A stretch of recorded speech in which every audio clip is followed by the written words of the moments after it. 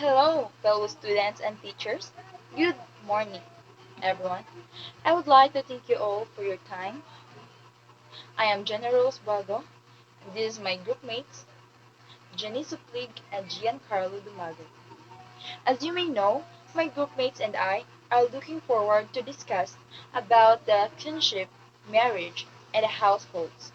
So first, let's talk about the kinship versus descent. So when we say kinship, is a social institution that refers to relations formed between members of the society. Kinship or kaugnayan ng kamag-anak is the relationship between the member number 1 to member number 2 that will actually be your kinship that has something to do with relationship. When we say descent, refers to the origin or background of person in terms of family or nationality. It is biological relationship. Descent is kung asa gagikan sa time nga nagbuo sila sa inyong angkan. And that is descent. Kung asa siya naggikan ang pamilya ninyo. So, let's talk about the kinship by blood. This is the principles of descent. The first one is the unilineal descent, usually traced through a single line of ancestors either from the patrilineal or the matrilineal descent, but not both. From the word uni, which tells you one or only one line, it's either sa angkan sa imong mama or angkan sa imong papa. Like gikan sa kanino ninuan sa imong mama or papa. So that would be the unilineal descent.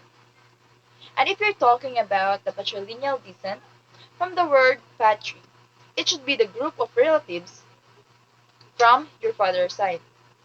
And the matrilineal descent affiliates a person with a group of relatives through his or her mother. A matrilineal descent is the group for relatives in your mother's side. And for the bilateral descent, officiates a person with a group of relatives through either his or her parents. Kinship is traced through both ancestral lines of the mother and the father.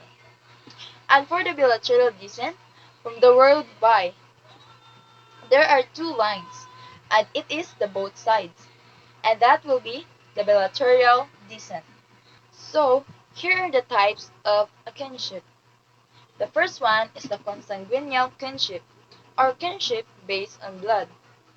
It is considered as the most basic and general form of relations. The relationship is achieved by birth or blood affinity. It is commonly called as relatives by blood. For example, the relation and connection between sa imong ginikanan, that is consanguineal kinship, and even sa imong mga anak puhon, that is consanguineal kinship, between sa imong mga igsuon, sa imong mga pagumangkon, and sa imong aunts and uncles. That is consanguineal kinship. The second one is the affinal kinship, or kinship based on marriage, refers to the type of relations developed when a marriage occurs. The husband forms new relation with his wife and her family. Likewise, the wife forms new relations with his husband and his family. A final kinship is ang imong mga in-laws. Ang final kinship is mag-base dyan na siya sa marriage. Wala kay mga in-laws kung dili mo kasal. And if ever kasal mo, ang tanan angkan sa imong bana is a part of a final kinship. Marriage rules cross-culturally. Marriage across cultures, endogamy or compulsory marriage, it refers to marriage within their own clan or ethnic group. The act of marrying another person within the same family, clan, religious group, or cultural group. Exogamy or outmarriage, it refers to marriage outside their own clan or ethnic group. Like, magpakasal gawas sa imong circle. Like, ang Pinay, nagpakasal sa AFAM. That is what's called out marriage or exogamy. Monogamy refers to a marriage where an individual has only one spouse at a time. Polygamy refers to a marriage of having more than one spouse at a time. It can be polygyny, the marriage of one man having multiple female partners at the same time, or polyandry is the marriage of one woman having multiple male partners at the same time. Example, Islam as the religion. Post-marital residency rules based on residence. Patrilocal residence occurs when the married couple stays with or near the husband's kin or relatives. Matrilocal residence occurs when the married couple stays with or near the wife's kin or relatives. Biological residence happens when the couple stays with the husband's kin or the wife's kin alternately. Example, sa first week ninyo adto mo puyo sa relative sa imong husband, then sunod semana sa imong wife na sad. Like magbalhin-balhin mo. So that's biological residence. Neolocal residence happens when the couple stays or build a home independently from the husband or wife's kin. In short, they really rent a house or bumukod sila og ilang house. Lastly, avunculocal residence, it occurs when the couple resides with or near the maternal uncle of the groom. Adto magpuyo sa iyahang uncle. So, ato sila magpuyo sa uncle. So, yeah. So, here are the types of arranged marriage. The first one is the child marriage. So, what is the child marriage? The parents of a small child arrange a future marriage with another child's parents. The children are betrothed to each other. Ang child marriage is samtang bata pa sila is kanang ang ilang ginikanan is nagsabot na daan nga ipakasal sila in the future. Mao na ang child marriage. The second one is the exchange marriage. This form of marriage involves reciprocal exchange of spouses between two nations, groups, or tribes. From the word exchange, ibaylo sila. Example, ako'y anak nga kinamagwangan nga babay, and ako'y anak nga manghod, laki. And then, sa another family is na sila'y kinamagwangan nga laki, na sila'y manghod nga babay. In order to apply the exchange marriage is, ang akong anak nga kinamagwangan is ipakasal nako sa kinamagwangan nilang anak. In exchange, ang katong ilang anak nga babay nga mang kinamanghuran ipakasal sa anak nako nga kinamanghuran nga lalaki. And that would be the exchange marriage. The third one is the diplomatic marriage. Marriages are arranged for political reasons to cement alliances between royal families. The monarchs of Europe were all related by blood due to frequent diplomatic marriages. This form of marriage occurs when an arranged marriage has been established between two royal or political families in order to forge political or diplomatic alliances. Ang diplomatic marriage is ipakasal sila aron mas kusgan ang ilang angkan or mas to build their alliances. Magpinirmahay sila kay na sila'y gidala na nga sana position, na sila'y gidala nga pangalan, mapakasal sila sa lain nga mas well pusad nila para mas mudako ang ilang group of people. So the fourth one is the modern arranged marriage. The parents chooses several possible mates for their child, sometimes with the help of the child, who may indicate which photos he or she likes. Ang kaning modern arranged marriage is same na siya sa child marriage, but ang kalahian lang is ang modern arranged marriage is makapili siya kung kinsa ang gusto niyang pakasalan. Relationship by ritual. Comprandrazgo, literally translated as godparent.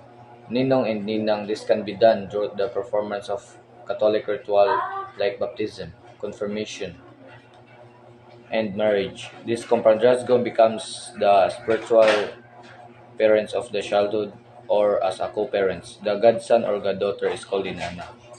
Family in the household. The family is considered the basic unit of social organization.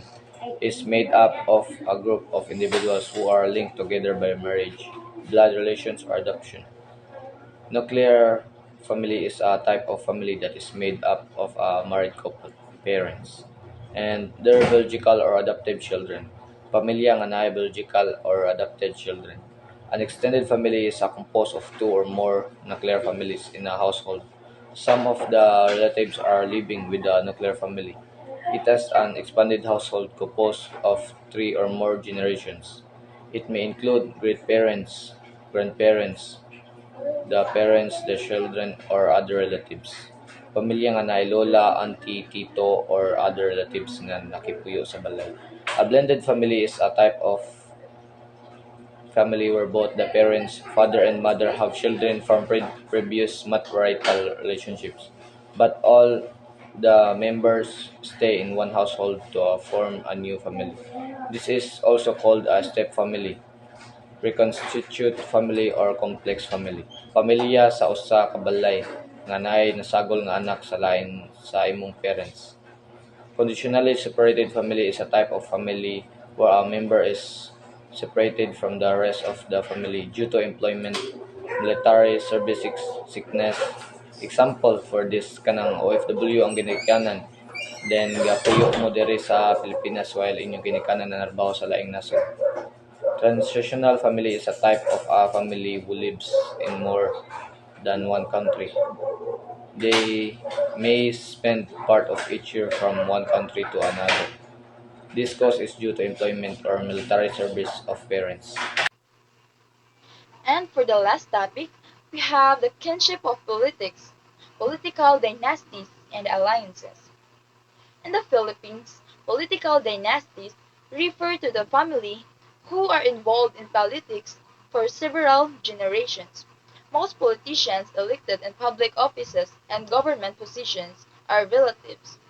When we say political dynasties, is ka na example, gikan imong lulo ni sud sa political or na, imong lulo na nasa politika, na siya sa politika. And gisundan sa imong mga auntie, sa imong papa, sa imong mga uncles.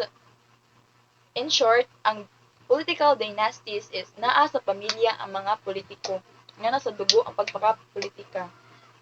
So the second one is the political alliances. Political parties tend to align or agree to cooperate to each other for common political agenda. To ensure victory in the elections are guaranteed the passage of legislation. Example ka na mga managan sa mga iski, naman dyan na sila ka ng itawag na to nga line up. So, when we say political alliances is dili sila related sa dili nila kadugo, dili nila related silang pamilya. But usa ra sila og goal ang moserbisyo sa katawhan, naggatinabangay sila, and that would be the political alliances. Unlike sa political dynasties nga nagtinabangay sila kay pamilya man sila, na nasa pamilya nila ang pagka-politiko. And that would be all. Thank you, everyone.